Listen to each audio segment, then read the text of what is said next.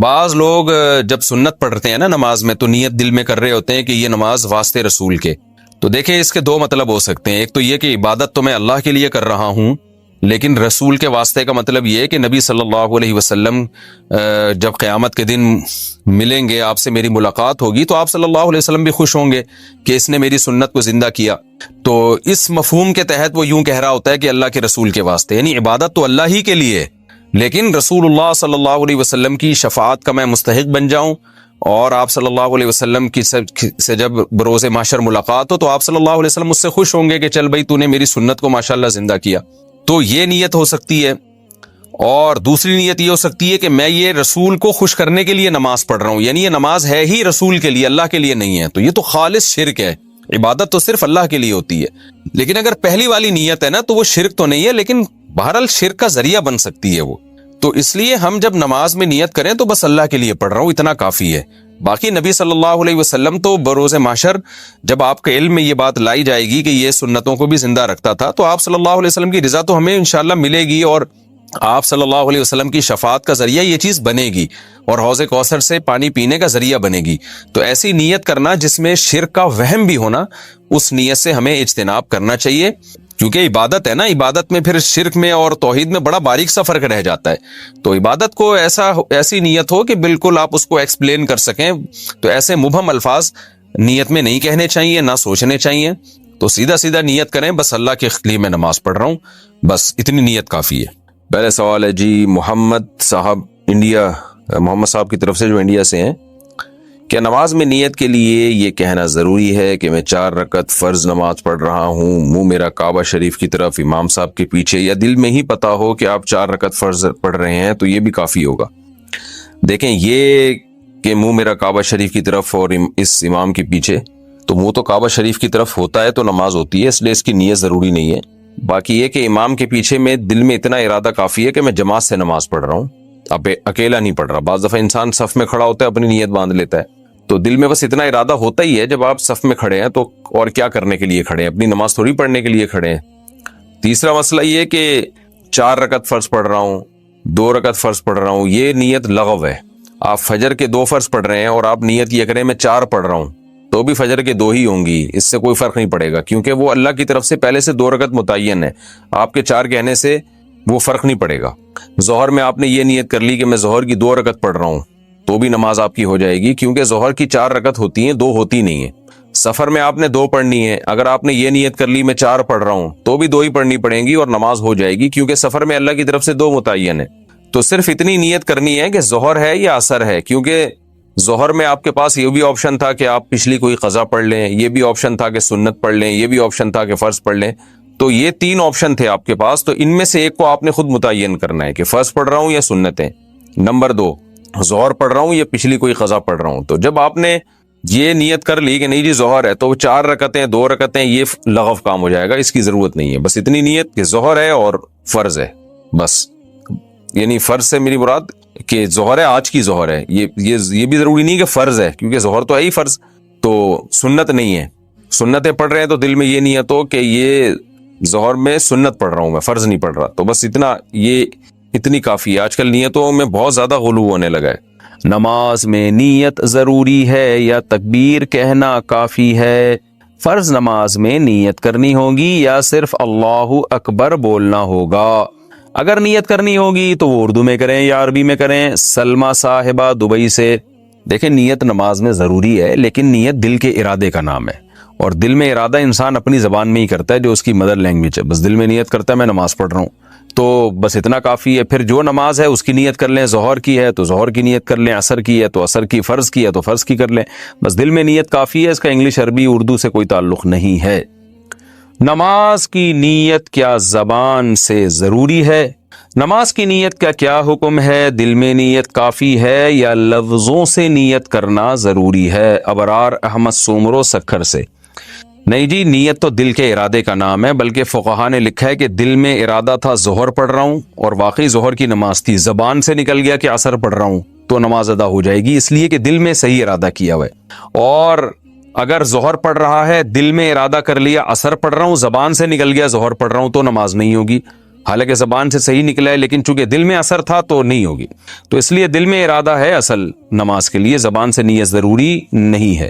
وہمیوں کے لیے فقہا نے لکھا تھا کہ جو وہمی ہوتے ہیں نا، جو ہر وقت وسوسوں میں مبتلا رہیں گے، پتہ نہیں میں نے ظہر کی نیت کی تھی عصر کی، بعض ایسے وہمی ہوتے ہیں، ان کے لیے فقہا نے لکھا ہے کہ وسوسہ دور کرنے کے لیے وہ زبان سے نیت کر لیں. لیکن نارملی شریعت کا حکم یہی ہے کہ انما الاعمال بالنیات، اعمال کا مدار جو نیت پر ہے، تو نیت تمام فقہا کا اتفاق ہے وہ دل کے ارادے کا نام ہے. تہجد کی نماز سنت ہے یا نفل؟ تہجد کی نماز سنت ہے یا نفل؟ صادق رفیق انڈیا سے. دیکھیں یہ سنت یا نفل یہ ٹرمز ہیں، اصطلاحات ہیں جو ایک دوسرے کے معنی میں بھی استعمال ہوتی ہیں. نفل کہتے ہیں اضافی نماز جو فرض نہ ہو، اس لحاظ سے تو تہجد نفل نماز ہے. لیکن ہر نفل پر نبی صلی اللہ علیہ وسلم نے پابندی نہیں کی ہے، اہتمام نہیں کیا ہے. تو جو وہ نوافل جن کا آپ صلی اللہ علیہ وسلم نے اہتمام کیا یا آپ ان کو پڑھا کرتے تھے تو ان کو سنت کہا جاتا ہے. تو اس لیے تہجد اس لحاظ سے نفل ہے کہ فرض واجب نہیں ہے، لیکن اس لحاظ سے سنت ہے کہ محض ایک عام نوافل کی طرح اس کی فضیلت نہیں ہے، بلکہ آپ صلی اللہ علیہ وسلم کی عادت تھی، تو اس لحاظ سے یہ سنت ہے. تو بہتر لفظ اس کے لیے سنت ہی ہے، اور یہ عام سنت نہیں ہے، اس کی بے پناہ فضیلت ہے. قرآن مجید میں اللہ نے اہل جنت کی جہاں بھی صفات بیان کی ان میں تہجد کا بھی عموماً ذکر کیا ہے. جیسے قرآن مجید میں آتا ہے کہ الذین یبیتون لربہم سجدا وقیاما، ہمارے جو نیک بندے ہیں وہ راتوں کو ہمارے سامنے سجدہ اور قیام کرتے ہیں. اور سورہ سجدہ میں اللہ تعالیٰ کے ارشاد ہے تتجافی جنوبہم عن المضاجع یدعون ربہم خوفا وطمعا، کہ ہمارے نیک لوگوں کے پہلو رات کو بستروں سے جدا ہو جاتے ہیں اور اپنے رب کو پکارتے ہیں خوف اور امید سے. تو یہ ساری چیزیں ہیں. نبی صلی اللہ علیہ وسلم نے ایک صحابی کے بارے میں فرمایا کہ فلاں کتنا ہی اچھا ہے، کاش وہ تہجد پڑھ لیتا. تو اس طرح کی روایات ہیں. تو آپ صلی اللہ علیہ وسلم نے عبداللہ بن عمر کے بارے میں فرمایا، ان کو وصیت کی، ان کے بارے میں صحابی سے فرمایا کہ یہ تہجد کا اہتمام کریں تو کیا ہی خوب ہے. عبداللہ بن عمر فرماتے ہیں اس کے بعد سے میں نے کبھی تہجد نہیں چھوڑی ہے. تو ایسی بہت ساری روایات ملتی ہیں. سورہ مزمل کا پورا دوسرا رکوع ہے ہی تہجد سے متعلق. ان ربک یعلم انک تقوم ادنی من ثلثی اللیل ونصفہ وثلثہ وطائفۃ من الذین معک واللہ یقدر اللیل والنہار، کہ آپ پوری رات تہجد نہیں پڑھ سکتے، آپ کو دن میں یعنی آپ کے جو ساتھی ہیں ان کو مزاربت بھی کرنی ہے، دنیا کے معاملات بھی نمٹانے ہیں، دن میں بعض دفعہ جہاد بھی کرنا ہے، تو آپ رات کا کچھ حصہ اٹھ جائیے، آپ بھی اور آپ کے ساتھی بھی. تو بہت ہی اہتمام ہے. اور فقرؤوا ما تیسر منہ، اور اس میں جتنی تلاوت ممکن ہو آپ اللہ کے سامنے کھڑے ہوں اور قرآن کی تلاوت کیجیے. تو یہ اتنی ساری احادیث، اتنی ساری روایات سے علماء کہتے ہیں کہ بہت زیادہ محرومی کا باعث ہے یہ عمل کہ ایک آدمی تہجد نہ پڑھتا ہو. اور آپ صلی اللہ علیہ وسلم نے فرمایا کہ رات کے آخری حصے میں اللہ تعالیٰ آسمان دنیا کی طرف آتے ہیں اور یہ ندا لگاتے ہیں حل من مسترزق ارزق له، حل من مستغفر اغفر له، کوئی ہے مجھ سے روزی مانگنے والا میں اس کو روزی دوں، کوئی ہے مجھ سے گناہوں کی معافی مانگنے والا میں اس کو معاف کروں. تو اس لیے رات کو جلدی سونا چاہیے. اور تہجد میں رات کے آخری حصے میں جو تہجد کا ٹائم ہے جو سب سے اچھا ٹائم ہے، ویسے تو کسی بھی وقت رات کو پڑھی جا سکتی ہے، لیکن سب سے افضل ٹائم ہے کہ آپ سوئیں اور سونے کے بعد رات کے آخری حصے میں اٹھیں اور اس وقت راز و نیاز کریں، اللہ کے سامنے دعائیں مانگیں. بہت زیادہ اس وقت دعائیں قبول ہوتی ہیں اور نماز کا بہت ثواب ہوتا ہے. ان قرآن الفجر کان مشہودا. وطر کے بعد 2 نفل بیٹھ کے پڑھنا سنت ہے یا کھڑے ہو کر؟ فاطمہ صاحبہ نے ایبٹ عباس سے پوچھا ہے. دیکھیے نبی صلی اللہ علیہ وسلم سے وطر کے بعد متعدد دفعہ 2 رکعت بیٹھ کے پڑھنا ثابت ہے. اس لیے بعض علماء اس کی فضیلت کے قائل ہیں کہ وطر کی نماز کے بعد 2 رکعت نفل بیٹھ کے پڑھنا چاہیے، لیکن جمہور اسی کے قائل ہیں کہ یہ نبی کی خاصیت تھی، کیونکہ عام نبی سے جو ہمیں حکم ملتا ہے وہ کھڑے ہو کر نماز پڑھنے کا ہی ملتا ہے، بیٹھ کے نماز پڑھنے میں ثواب آدھا ہو جائے گا. تو اس لیے مضبوط بات یہی ہے کہ اگر آپ نے وطر کے بعد نفل پڑھنا بھی ہے تو کھڑے ہو کر ہی پڑھیں، بہتر ہے. اور بیٹھ کے پڑھ لے تو آدھا ثواب ہے اس میں، وہ بھی ٹھیک ہے، کوئی حرج نہیں ہے اس میں. آدھی نماز بیٹھ کر آدھی کھڑے ہو کر پڑھنا. خواتین گھر پر جو فرض نماز پڑھتی ہیں اگر وہ 1 رکعت بیٹھ کر پڑھے اور باقی کھڑے ہو کر پڑھیں تو کیا اس صورت میں نماز ادا ہو جاتی ہے؟ مزمل کراچی سے. فرض نماز کھڑے ہو کر پڑھنا ضروری ہے، جب تک بہت شدید مجبوری نہ ہو بیٹھ کے پڑھنا جائز نہیں ہے. تو اگر کسی نے 2 رکعتیں کھڑے ہو کر یا 2 بیٹھ کے پڑھی ہیں تو بیٹھ کے اگر مجبوری میں پڑھی ہیں، بالکل نہیں کھڑا ہوا جا رہا تھا، پھر تو جائز ہے، چاہے 1 رکعت پڑھیں 2 رکعت پڑھیں. اور اگر بغیر مجبوری کے بیٹھ گئی تو ایک رکعت میں بھی بیٹھ گئی تو نماز نہیں ہوگی۔ کیا جوائنٹ فیملی سے علیحدہ ہونا قطع رحمی ہے؟ اگر میاں بیوی جوائنٹ فیملی میں رہتے ہوں پھر حالات کی وجہ سے الگ ہوں تو جیسا کہ حدیث میں وارد ہے کہ قطع تعلق کرنے والا جنت میں نہیں جائے گا، تو اس بارے میں کیا حکم ہے؟ نہیں، جوائنٹ فیملی سے میاں بیوی کا الگ ہونا یہ کوئی قطع رحمی میں نہیں آتا، وہ تو انسانی فطرت ہے۔ دیکھیں اگر الگ نہ ہوتے تو آدم علیہ السلام اور حضرت حوا جہاں پیدا ہوئے تھے ہم بھی وہیں رہتے آج۔ تو ظاہر ہے بچے بڑے ہوتے گئے، آدم علیہ السلام کے شادیاں کر کے الگ ہوتے گئے تو پوری دنیا آباد ہو گئی، اتنے بڑے بڑے ملک آباد ہو گئے، ورنہ تو سارے وہیں گھس گھس کے رہ رہے ہوتے ابھی تک آدم علیہ السلام کے گھر میں ہی۔ سوچو کہ 6 ارب انسان ایک ہی بنگلے میں رہتے، کتنی بڑی ٹینشن ہوتی۔ جو الگ ہوتا اس کو ہم تانا دیتے کہ تم جوائنٹ فیملی سے الگ ہو رہے ہو، تم رشتہ داری توڑ رہے ہو۔ تو یہ انسانی نیچر ہے، جب شادی ہوتی ہے بچے ہوتے ہیں الگ ہو جاتا ہے، آبادی بڑھتی ہے، تو یہ الگ ہونا کوئی بری بات نہیں ہے، لیکن یہ آپس میں محبت سے ہو جانا چاہیے، لڑ بڑ کے نہیں ہو تو اچھا ہے۔ کیا سنت نماز چھوڑنے سے گناہ ہوگا؟ فرض نمازوں میں جو سنت مؤکدہ ہیں کیا انہیں چھوڑنے سے آدمی گناہگار ہوتا ہے یا نہیں؟ حسان احمد حیدرآباد انڈیا سے۔ جناب حسان صاحب، سنت مؤکدہ جو ہے نا، جو فجر سے پہلے کی 2 سنتیں ہیں، ظہر سے پہلے کی 4، ظہر کے بعد کی 2، پھر مغرب کے بعد کی 2 اور پھر عشاء کے بعد کی 2، یہ سنت مؤکدہ ہیں۔ حدیث میں اس کی بہت ترغیب ہے کہ آپ صلی اللہ علیہ وسلم نے فرمایا جو ان 12 رکعتوں پر پابندی کرے گا تو اللہ تعالیٰ جنت میں اس کے لیے گھر بنائیں گے، اور آپ صلی اللہ علیہ وسلم نے ہمیشہ یہ نمازیں پڑھی ہیں۔ تو وہ سنت جس پر آپ نے بہت تاکید سے عمل کیا اس کو سنت مؤکدہ کہا جاتا ہے، اور اس سنت مؤکدہ کو حکم یہ ہے کہ وہ فرض واجب تو نہیں ہے۔ کبھی کبھار اگر کوئی چھوڑ دے، بلا عذر بھی کبھی کبھار چھوڑ دے تو کوئی حرج نہیں ہے، کسی عذر سے چھوڑ دے تو بھی کوئی حرج نہیں ہے، لیکن بلا عذر اگر آپ اس کو چھوڑیں گے اور عام طور پر چھوڑنے کا معمول اگر بنا لیں گے تو بہت سے علماء اس کے قائل ہیں کہ آپ پھر گناہگار ہوں گے، اور اس پر تو سب کا اجماع ہے کہ ایسا شخص قابل ملامت ہے اور قیامت کے دن آپ صلی اللہ علیہ وسلم کی شفاعت سے محروم ہو سکتا ہے، اس کا امکان موجود ہے۔ تو یہ ایسا شخص قابل ملامت ہے، اس کو ملامت کی جائے گی، اس کو برا بلا کہا جائے گا کہ بھئی کیا کر رہے ہو تم۔ اس کی مثال ایسے بہت سے لوگ آج کل نئے نئے فتنے آ رہے ہیں نا، کہتے ہیں سنت مؤکدہ کیا ہوتا ہے، حدیث میں تو کہیں بھی نہیں ہے۔ اس کی مثال ایسے جیسے فجر کی 2 رکعتوں میں دونوں رکعتوں کو لمبا کرنا چاہیے، یعنی سنت ہے کہ آپ فجر کی 2 رکعتوں کو امام کو چاہیے کہ وہ باقی نمازوں کی نسبت لمبی قرات کرے اس میں، جیسے کہ امی عائشہ رضی اللہ تعالیٰ عنہ فرماتی ہیں کہ فجر کی 2 رکعتوں کو 2 اس لیے رکھا گیا ہے کہ ان میں قرات زیادہ ہے۔ اب کوئی بھی اس کا قائل نہیں ہے کہ اس میں قرات زیادہ پڑھنا واجب ہے، سب مانتے ہیں کہ سنت ہے، اور لیکن ہے سنت مؤکدہ۔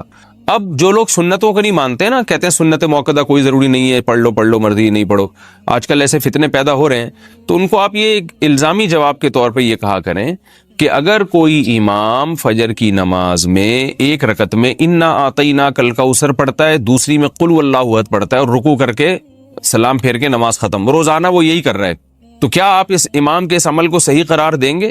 آپ یہ کہیں گے کہ امام صاحب آپ بہت اچھا کر رہے ہیں، فجر کی نماز میں پہلی رکعت میں انا اعطینا پڑھتے ہیں، دوسری میں قل اللہ پڑھ کے 2-3 منٹ کے اندر فجر کی نماز ختم، تو یقیناً کوئی بھی نہیں کرنے دے گا امام کو۔ کبھی کوئی سفر میں جانا ہے، کہیں جلدی ہے یا سفر میں ہے تو ٹھیک ہے، لیکن عام نارمل روٹین میں آپ امام کو ایسا نہیں کرنے دیں گے۔ کیوں؟ اگر آپ امام کو ملامت کر رہے ہیں کہ بھائی فجر کو پراپر طریقے سے پڑھاؤ، طوال مفصل پڑھو، اس میں جو طویل صورتیں ہیں جن کی وہ والی صورتیں آپ اس میں تلاوت کریں، یا تلاوت کی مقدار اس میں بڑھائیں۔ یہ کیا ہے کہ آپ انا اعطیناک الکوثر پڑھ کے اور دوسری میں قل اللہ پڑھ کے رکوع کر لیتے ہیں۔ اگر آپ امام کو ملامت کریں اور دلیل میں یہ کہے کہ سنت مؤکدہ کچھ نہیں ہوتا، تم کہیں سے دکھا دو کہ فجر میں لمبی قرات کرنا فرض واجب ہے تو میں کروں گا، جب فرض واجب نہیں ہے تو میں نہیں کروں گا، تو آپ کہیں گے بھائی فرض واجب تو نہیں ہے، اس لیے کہ فرض واجب ہوتا تو نماز ہی نہ ہوتی، یا سجدہ سہو واجب ہو جاتا، تو نماز تو ہو رہی ہے آپ کی، لیکن جو پراپر طریقہ ہے نبی صلی اللہ علیہ وسلم کا نماز پڑھنے کا فجر کی، وہ یہ نہیں ہے۔ جو پراپر طریقہ آپ نے بتایا ہے اور صحابہ تابعین اس پر عمل کرتے آئے ہیں، وہ یہ کہ فجر میں لمبی قرات ہوگی۔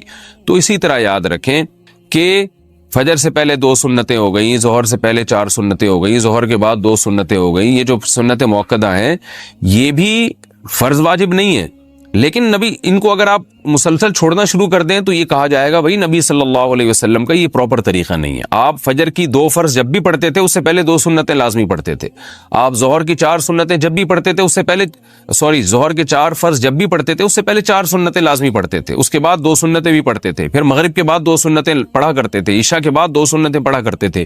تو جو پراپر طریقہ ہے نماز پڑھنے کا، 5 نمازیں جو فرض کی ہیں وہ پراپر یہی ہے کہ ان سے پہلے اور ان کے بعد یہ جو سنتیں ان کا اہتمام کیا جائے۔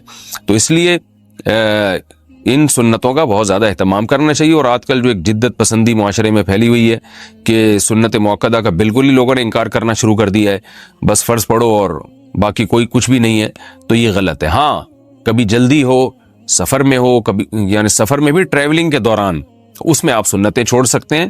سفر میں کہیں آپ نے اسٹے کیا ہوا ہے تو اور آپ بالکل سکون کی حالت میں, تو وہاں بھی سنت موقدہ پھر سنت موقدہ ہی رہتی ہیں. اس کی مثال ایسے جیسے آپ کہیں سفر کے لیے جا رہے ہیں نا, تو راستے میں انسان کو جلدی ہوتی ہے, افراتفری ہوتی ہے, تو وہاں سنت موقدہ نہیں پڑھنی چاہیے, چھوڑ دینی چاہیے.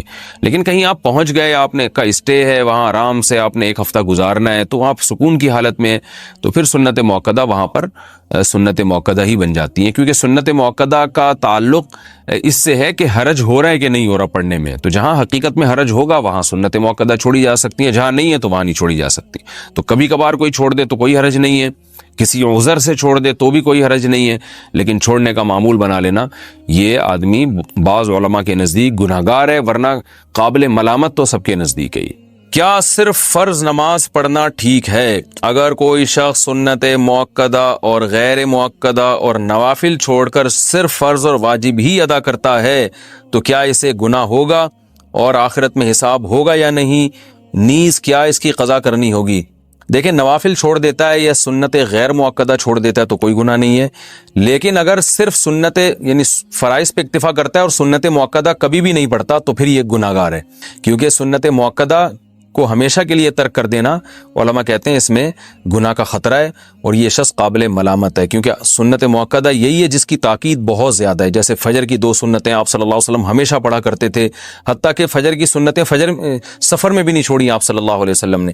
تو باقی سنتوں کا بھی جو موقدہ ہیں ان کا اہتمام ضروری ہے. کبھی کبھار چھوٹ جائیں تو کوئی حرج نہیں ہے اس میں, جیسے سفر میں چھوڑ دیں یا کوئی ایمرجنسی ہے یا بہت زیادہ تھکاوٹ ہے, کبھی کبھار چھوڑنے میں کوئی حرج نہیں. عمیر احمد نے سوال پوچھا ہے جی سعودی عرب سے, کیا حرم میں یا کسی بھی مسجد میں امی ابو کے ایصال ثواب کے لیے قرآن رکھ سکتے ہیں؟ اگر وہ زندہ ہوں یا انتقال کر گئے ہوں دونوں کے بارے میں بتائیں. نہیں رکھ سکتے, کیونکہ مساجد میں اس طرح بہت زیادہ قرآن جمع ہو جاتے ہیں اور پھر ان کی بے حرمتی ہوتی ہے. مدارس مساجد والے پھر وہ جو اضافی قرآن ہے ان کو دفن کرنا پڑتا ہے. اور حرم میں تو ویسے ہی حکومت سعودیہ نے بہت سارے قرآن رکھے ہوئے ہیں, تو ایصال ثواب کرنا ہو تو ان کے لیے صدقہ خیرات کریں, جو منصوص ہے, جس کا حدیث میں صراحتاً ذکر ہے, وہ زیادہ اچھا کام ہے. صدقہ خیرات کیا کریں, کسی غریب کو فائدہ پہنچائیں. میں شادی شدہ ہوں اور کوکنگ کا چینل بنانا چاہتی ہوں, میرے صرف ہاتھ نظر آئیں گے, باقی پورا جسم پردے میں ہوگا, کیا یہ جائز ہے؟ دیکھیں, جوان عورت کو چاہیے کہ وہ ویسے تو پردے میں عورت گھر سے باہر بھی جا سکتی ہے, تو چینل پہ بھی آ سکتی ہے, لیکن شریعت میں حوصلہ افزائی کس بات کی ہے کہ عورت ایسے کام نہ کرے جو مردوں کے سامنے ہو. اب ظاہر ہے چینل پہ آئیں گی تو پوری دنیا دیکھے گی, اس میں مرد بھی ہوں گے, عورتیں بھی ہوں گی, تو عورتوں کا تو کوئی مسئلہ نہیں ہے. تو میں یہ نہیں کہہ رہا کہ یہ ناجائز ہے, اگر آپ مکمل پردے میں آتی ہیں تو گنجائش ہے اس کی, لیکن بہرحال یہ شریعت کی نظر میں حوصلہ افزائی نہیں ہے ایسے عمل کی.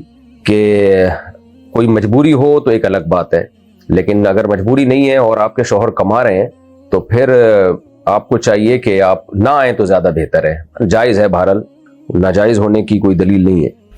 بہت سی چیزیں جائز ہوتی ہیں لیکن شریعت اپریشیٹ نہیں کرتی, حوصلہ افزائی نہیں کرتی. جیسے عورت کی آواز کا پردہ فرض نہیں ہے, لیکن بلا وجہ مرد سے بات کرنے کو عورت پسند نہیں کرتی, شریعت پسند نہیں کرتی کہ عورت بلا وجہ کسی مرد سے بات کرے, تو غیر ضروری بات کرے اس سے. تو حالانکہ عورت کی آواز کا جو سطر میں داخل نہیں ہے عورت کی آواز. پھر قرآن نے فتنوں سے بچنے کے لیے کتنی سخت پابندیاں لگائی ہیں عورت کے اوپر. اللہ تعالیٰ نے قرآن میں کیا کہا, وَلَا يَضْرِبْنَ بِأَرْجُلِهِنَّ لِيُعْلَمَ مَا يُخْفِينَ مِنْ زِينَتِهِنَّ, کہ عورت اپنا پاؤں زور سے زمین پہ نہ رکھے کہ اس کے پازیب کی آواز اور جو گھنگرو ہے اس کی آواز مردوں کے کان میں جائے, غیر مرد کے کان میں جائے. اس میں بھی احتیاط کرے عورت. اسی طرح فرمایا لا تخضعن بالقول فیطمع الذی فی قلبہ مرض, جب کوئی غیر مرد آپ سے بات کرے, کوئی شرعی مسئلہ پوچھے یا کوئی بھی ضرورت کی بات کرے, تو آپ اپنی آواز میں نرمی پیدا نہ کریں. تو اتنی ساری احتیاطوں کا شریعت نے حکم دیا. تو خواتین جاب اگر کوئی مجبوری ہو تو ایسی جگہ جہاں ان کو دیکھنے والی صرف خواتین ہی ہو, مردوں سے کم واسطہ پڑتا ہو. تو چینل پہ اگرچہ پردے میں ہوں لیکن ظاہر ہے ساری دنیا کے مرد دیکھیں گے.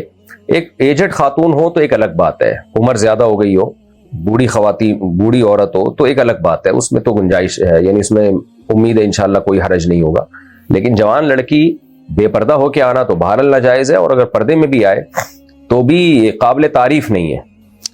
اچھا، ایک شخص نے اپنی بیوی کو طلاق دی اور فوراً اسی وقت اس کی بہن سے کورٹ میرج کر لی، کیا ان کا نکاح ہو گیا؟ وہ ہمارے بہت قریبی رشتہ دار ہیں، ہمیں کیا کرنا چاہیے؟ نہیں جی، نکاح نہیں ہوا۔ بیوی کو طلاق دی اور اس کی بہن سے شادی کی، تو جب تک اس طلاق یافتہ کی عدت پوری نہ ہو جائے اس کی بہن سے شادی نہیں کر سکتے۔ وجہ اس کی ہے کہ جب تک عورت عدت میں ہوتی ہے تو نکاح بالکل یا ختم نہیں ہوتا۔ اگرچہ میاں بیوی اگر 3 طلاقیں دی ہیں تو ریلیشن تو ناجائز ہو گیا میاں بیوی کا، لیکن نکاح کے کچھ حقوق باقی رہتے ہیں، عدت ہے اور نان نفقہ ہے، وہ شوہر پہ ہی ہوتا ہے۔ تو ہر جہت سے نکاح ختم نہیں ہو جاتا، لہذا اسی دوران اگر اس نے اس کی بہن سے نکاح کر لیا تو یہ ایسے ہی ہے جیسے 2 بہنوں کو نکاح میں آپ نے جمع کر لیا، یہ جائز نہیں ہے، 2 بہنوں سے ایک وقت میں نکاح نہیں ہوتا۔ تو عدت کے دوران بھی نکاح کے کچھ احکام چونکہ باقی رہتے ہیں، لہذا جب تک اس بہن کی عدت پوری نہیں ہوتی دوسری بہن سے نکاح اگر کرے گا تو یہ نکاح کالعدم ہوگا۔ تو انصاف کو چاہیے کہ فوراً علیحدگی اختیار کریں، اور جب ان کی پہلی بیوی کی عدت پوری ہو جائے پھر چاہیں تو نکاح کر سکتے ہیں۔ باقی ایسا کیا کیوں ہے انہوں نے؟ تو ایک بہن کو طلاق دے کے دوسری بہن سے نکاح کرنا، اس کی کوئی معقول ریزن اگر نہیں تھی تو یہ چیز قطع رحمی میں آتی ہے۔ سالیوں سے آج کل پردہ ہوتا نہیں ہے، عاشق ہو جاتے ہیں پھر اپنی بیوی کا گھر اجاڑ دیتے ہیں، یہ بہت غیر اخلاقی حرکت ہے۔ یہ بے پردگی کے عذاب ہیں ہماری سوسائٹی میں۔ شریعت نے حکم دیا ہے سالی کو کہ وہ بہنوئی سے پردہ کرے، آج کل پردہ نہیں ہوتا، بے تکلفیاں ہوتی ہیں، بہنوں کے گھر اجڑتے ہیں، اگر طلاق نہ دیں تو پھر ویسے ہی ناجائز ریلیشن قائم ہونا شروع ہو جاتے ہیں۔ گلناز انصاری یو پی سے، جب فجر کا وقت شروع ہو جائے تو فجر کی نماز سے پہلے کیا کوئی قضا نماز پڑھ سکتے ہیں؟ جی ہاں پڑھ سکتے ہیں۔ جب سالی سے نکاح نہیں ہو سکتا تو اس سے پردہ کیوں ہے؟ اس لیے کہ وہ سالی ہے، اس لیے پردہ ضروری ہے۔ نکاح ہو سکتا ہے بیوی کے مرنے کے بعد، تو ان رشتہ داروں سے پردہ نہیں ہے، ان رشتہ دار خواتین سے جن سے کبھی بھی قیامت تک نکاح ہو ہی نہیں سکتا۔ سالی سے تو نکاح ہو سکتا ہے، اگر بیوی کی خدا نخواستہ ڈیتھ ہو جائے تو پھر سالی سے نکاح ہو سکتا ہے، یا بیوی کو طلاق ہو جائے تو بیوی کی عدت گزرنے کے بعد پھر اس کی بہن سے نکاح ہو سکتا ہے، اس لیے نامحرم میں آتی ہے سالی۔ میں غیر مسلم ہوں اور مسلمان ہونا چاہتا ہوں، ماشاءاللہ ماشاءاللہ۔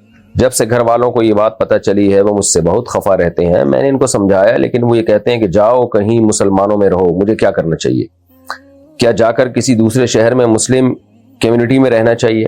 دیکھیں، اگر ناراض نہ ہو رشتہ دار اسلام قبول کرنے پر تو پھر تو سارے آدھے سے زیادہ غیر مسلم مسلمان ہو جائیں، وہ اسی چکر میں نہیں ہوتے کہ خاندان چھوڑنا پڑے گا، پریوار چھوڑنا پڑے گا، رشتہ دار ناراض ہوں گے۔ تو ایسے موقع پہ دیکھنا یہ چاہیے کہ جس نے پیدا کیا ہے اس کا حق زیادہ ہے یا رشتہ داروں کا حق زیادہ ہے؟ جس خدا نے ہمیں بنایا ہے، جس اللہ نے ہمیں بنایا ہے، جو کریٹر ہے، خالق ہے، اس کا دین برحق تو اسلام ہے۔ ان الدین عند اللہ الاسلام، اللہ کہتا ہے کہ دین، حقیقی دین اسلام ہی ہے۔ اور وَمَن يَبْتَغِي غَيْرَ الْإِسْلَامِ دِينًا فَلَن يُقْبَلَ مِنْهُ، اسلام کے علاوہ کسی اور دین کو فالو کرو گے نہیں مانوں گا میں۔ اور ویسے بھی عقل استعمال کی جائے، اسلام کو آپ دوسرے مذہبوں سے کمپیئر کریں گے تو اسلام کا پلڑا بھاری رہے گا، اور صاف ستھری تعلیمات ہیں، ایک خدا کو ماننا، طہارت، صفائی، رشتہ داری جوڑنا۔ اگر آپ اسلام قبول کرتے ہیں تو بھی اسلام آپ کو حکم دیتا ہے آپ اپنے غیر مسلم رشتہ داروں سے اچھا سلوک کریں، والدین سے اچھا سلوک کریں۔ تو انسانیت اور رشتہ داری جوڑنا یہ تو اسلام اس میں سپیریئر ہے۔ تو اللہ کہتا ہے اگر کسی نے مجھے خوش کرنا ہے تو اس کے پاس اسلام کے علاوہ کوئی آپشن نہیں ہے۔ تو میرا مقصد دوسرے مذاہب کی توہین یا ان کا مذاق اڑانا نہیں ہے، لیکن مقصد صرف یہ بتانا ہے کہ اللہ کے دین جو ہے اگر کسی نے فالو کرنا ہے، عقل بھی یہی کہتی ہے کہ وہ اسلام ہی ہے، توحید ہے، طہارت ہے، نمازیں ہیں، عبادت ہے، حج ہے، زکوٰۃ ہے، صدقات و خیرات ہیں، رشتہ داری جوڑنا ہے، معاہدوں کی پابندی ہے، یہ ساری چیزیں اسلام کی تعلیمات میں شامل ہیں۔ 5 ارکان ہیں، یہ 5 ارکان دنیا میں کسی مذہب کے پاس نہیں ہے، نماز، زکوٰۃ، روزہ، حج اور کلمہ توحید، یہ کتنے، یہی ایک 5 چیزیں ہی اسلام کی حقانیت کے لیے کافی ہیں۔ تو ضرب اللہ مثلا رجلا فیہ شرکاء متشاکسون ورجلا سلما لرجل، اللہ کہتے ہیں بتاؤ کسی کا ایک خدا ہو، ایک مولا ہو، ایک آقا ہو، وہ زیادہ خوش ہوگا یا 20 خدا ہوں؟ اسلام کے علاوہ تو جتنے مذاہب ہیں وہ تو اتنے بھگوان ہیں، اتنے معبود ہیں، آدمی اس سے ڈپریشن میں جائے، اسٹریس میں جائے گا، انسان کو سکون بھی نہیں ملے گا۔ ایک اللہ ہے جس نے پیدا کیا، ٹھیک ہے ہم نے اس کو دیکھا نہیں ہے، لیکن قرآن کہتا ہے اس کی بنی ہوئی چیزوں سے تم اس کو پہچانو۔ بنی ہوئی چیزیں یہ بنائی گئی ہیں، یہ بنی نہیں ہے، آٹومیٹیکلی نہیں بن گئی ہیں، خود بخود کائنات وجود میں نہیں آ سکتی۔ تو اس لیے اللہ کا دین آپ اسلام ہے، اس کو فالو کریں، رشتہ داروں کو خوش رکھنے کی کوشش کریں، ناراض ہوتے ہیں تو ہونے دیں، اللہ پہلے، اب جانا تو اللہ کے پاس ہے، رشتہ داروں کے پاس تھوڑی رہنا ہے ہمیشہ، تو اللہ کے پاس جانا ہے۔ اور اسلام لائیں گے تو اللہ کے پاس جاتے ہوئے بھی آپ کو ایک پروٹوکول ملے گا، غسل دیا جائے گا، نماز پڑھی جائے گی آپ کی، تو عزت کے ساتھ قبر میں دفن کیا جائے گا. ہم باہر ملکوں میں دیکھ کر آئے ہیں انسانی لاشوں کے ساتھ کیا ہوتا ہے, جلا کے راکھ بنا دیتے ہیں, کیا لکڑیوں میں جلا دیتے ہیں اور اوون میں یہ انسان ہے بھائی, یہ کوئی کباب ہے جو کوفتے ہیں جو جلا کے پکائے جا رہے ہیں. تو اس لیے اسلام کو فالو کرنا چاہیے, دنیا بھی اسی میں آپ کی بھلائی ہے اور آخرت کی بھلائی بھی اسی میں, اور ورنہ بہت خسارہ ہے اگر آپ اسلام کو فالو نہیں کرتے. آخرت میں تو اللہ کہتا ہے میں نہیں بخشوں گا اگر تم اسلام کے علاوہ کسی اور چیز کو اختیار کرو گے. تو اس لیے آپ ہمت کریں, محبت سے گھر والوں کو سمجھائیں, مان جائیں ٹھیک ہے, نہیں تو آپ اناؤنس کر دیں, اور پھر جو تکلیفیں رشتہ داروں کی طرف سے آئیں ان پہ صبر کریں آپ, اور ان کے ساتھ سلوک اتنا اچھا کریں کہ ان کو خود لگے کہ بھائی یہ مسلمان ہونے کے بعد یہ پہلے سے زیادہ اچھا ہو گیا ہے. ہمارے یہاں مسئلہ یہ ہے کہ جب غیر مسلم مسلمان ہوتے ہیں نا تو وہ اپنے رشتہ داروں پہ طنز کرنا شروع کر دیتے ہیں, تم تو ایسے ہو, تم تو یوں ہو, تمہارا تو دین غلط ہے, تم تو بھائی کچھ بھی نہ کہیں ان کو, آپ ان سے اچھا سلوک کریں بس. ماں باپ ہیں تو آپ ان کے قدموں میں جنت تلاش کریں بس, دیگر رشتہ دار ہیں ان سے اچھا سلوک کریں. تو محبت سے بس جو ہے نا اپنا آپ کا بیہیویئر اچھا ہونا چاہیے, وہ خود ہی اسلام کی طرف مائل ہوں گے. بعض جگہوں پر تو تبلیغ کرنا بھی نقصان دے دیتا ہے, تو ایسا بھی نہیں کریں کہ آپ اسلام لانے کے بعد ان کو تبلیغ کرنا شروع کر دیں گے, وہ کہیں گے یار ابھی ہمارے لیے ایک درد سر بن گیا ہے, مصیبت بن گیا ہمارے لیے. تو ان کو بس اپنا بیہیویئر آپ کا ایسا ہو, اسلام میں اللہ نے اتنی اٹریکشن رکھی ہے کہ اگر مسلمان اسلام پہ صحیح چلنا شروع کر دیں نا تو تبلیغ کی ضرورت ہی نہ رہے. یہ تو ہمارا عمل ایسا ہے کہ ہم اسلام کو بدنام کرتے ہیں دنیا میں, تو ورنہ اسلام تو اللہ نے بہت پیارا بہت خوبصورت مذہب بنایا ہے. تو اگر اسلام پہ ہم صحیح طرح سے چلنا شروع کر دیں, اسلام نے جو اخلاق سکھائے ہیں اگر اسی کو فالو کرنا شروع کر دیں, آپ رشتہ داروں پہ خرچ کریں اسلام لانے کے بعد. اللہ نے آپ کو حکم دیا قُلْ مَا أَنفَقْتُم مِّن خَيْرٍ فَلِلْوَالِدَيْنِ وَالْأَقْرَبِينَ, جو کچھ تم خرچ کرو سب سے پہلے اپنے والدین اور رشتہ داروں پہ خرچ کرو. تو آپ بھی اسلام قبول کریں اور اپنا بیہیویئر اپنے اخلاق اپنے رشتہ داروں کے ساتھ بہت اچھے کریں, اچھے نہیں بہت اچھے کریں. اور تبلیغ بے موقع تبلیغ نہ کریں کسی کو, آپ اگلے کا موڈ نہیں ہے اور سمجھانا شروع کر دیا, ہاں جو آپ سے پوچھنا چاہ رہا ہے اس کو آپ ضرور سمجھائیں. تو اس طرح اگر آپ چلیں گے تو انشاءاللہ آپ کے لیے مشکلات نہیں ہوں گی. اور اگر آپ نے اسلام لا کے ہی طنز کرنا شروع کر دیا ان کے اوپر یا ان سے بائیکاٹ کرنا شروع کر دیا تو پھر مسائل کھڑے ہوتے ہیں, اور اسلام کی تعلیمات کی بھی یہ چیز خلاف ہے. باقی آپ نے کہا کہ مسلم کمیونٹی میں شفٹ ہو جانا چاہیے, تو اگر اسلام لانے کے بعد آپ نے اپنے اخلاق بھی درست کر لیے, سب کچھ ہو گیا, پھر بھی آپ کو تنگ کر رہے ہیں اور آپ سے لیے برداشت نہیں ہو رہا آپ کے لیے, تو پھر آپ ہجرت کر لیں کسی مسلم کمیونٹی میں جا کے رہنے, تو یہ ٹھیک ہے. عمیر احمد سعودی عرب سے, اگر اپنا قرآن پکا کرنے کے لیے نفل نماز میں پڑھ رہے ہیں اور اس میں غلطی آ جائے تو, اور قرآن موبائل میں کھلا ہوا ہو تو موبائل میں غلطی دیکھ سکتے ہیں, کیا اس طریقے سے کرنے سے نفل نماز ہو جائے گی؟ نہیں, جائز نہیں ہے.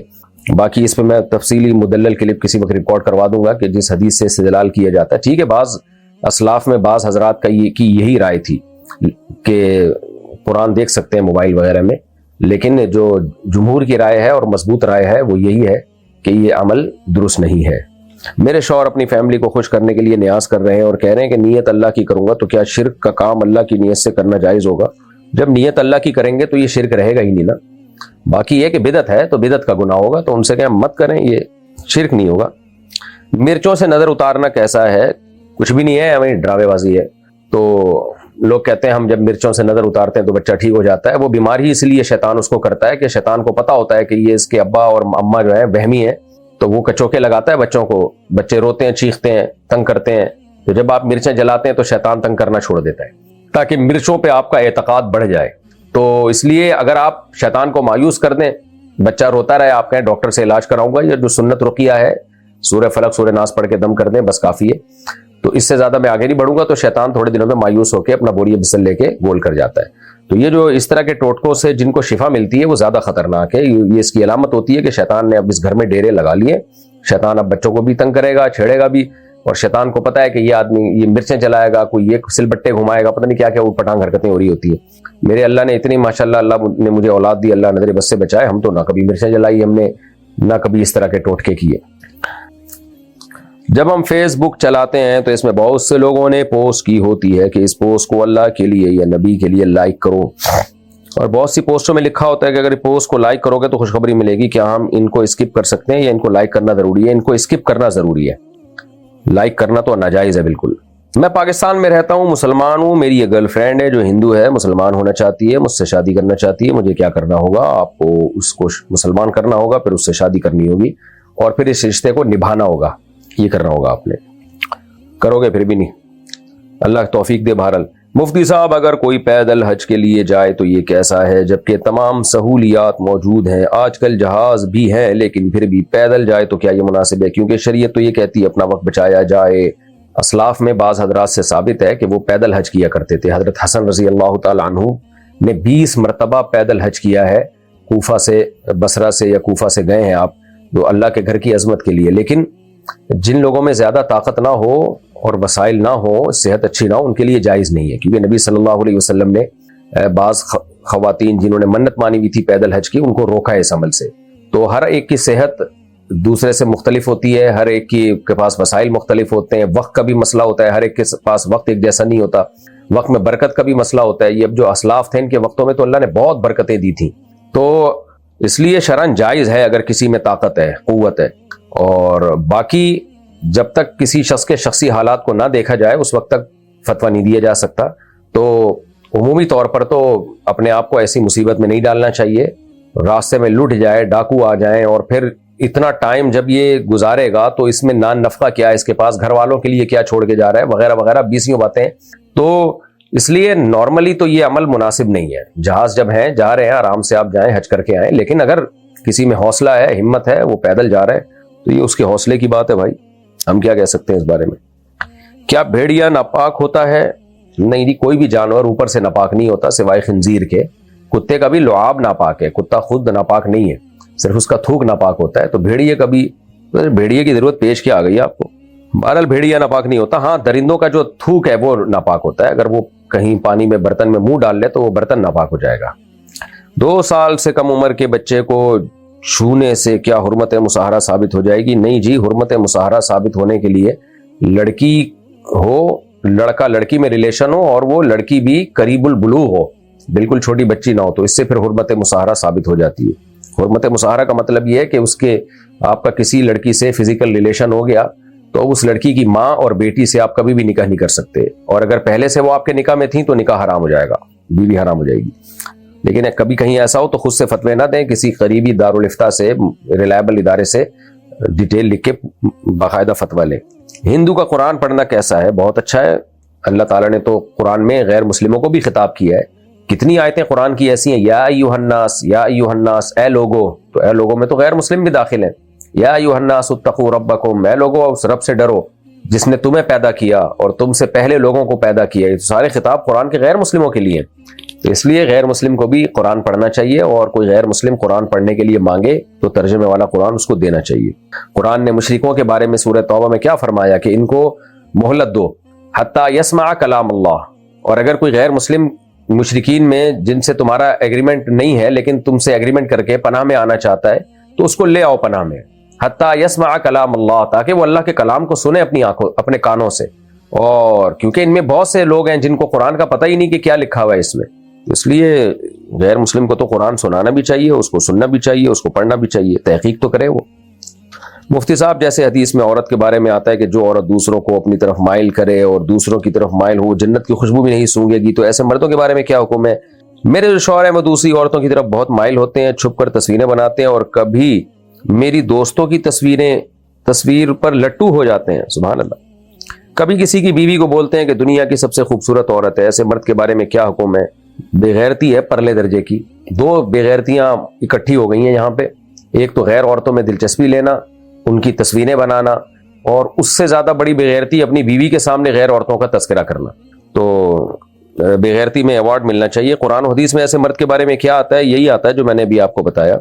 अगर कोई बेगैरती का अवार्ड होता तो मैं बुला के एक बाकायदा उनकी खिदमत में पेश करता। अल्लाह हिदायत दे, मैं यही कह सकता हूँ।